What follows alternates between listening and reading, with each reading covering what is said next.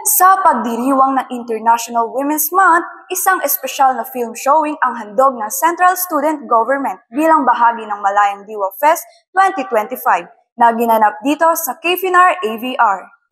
Tampok ang mga dokumentaryong Walang Rape sa Bontok at Call Her Ganda, kung saan ibinida ang kwento ng kalakasan at katatagan ng mga kababaihan sa kabila ng pagharap sa mga opresyon at karahasan na kanilang nararanasan sa ating lipunan.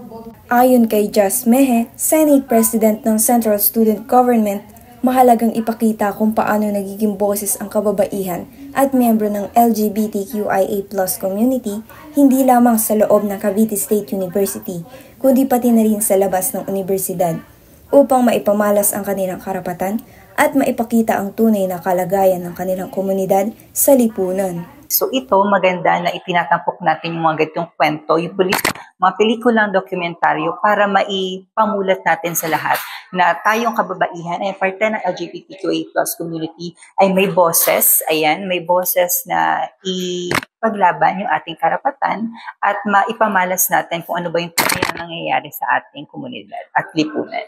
Bukod sa pagbibigay pugay, layo ng event na ito na magmulat sa kamalayan ng lahat sa mga isyong kinaharap ng kababaihan at magbigay inspirasyon para sa pagbabago tungo sa pagkakapantay-pantay ng kasarian.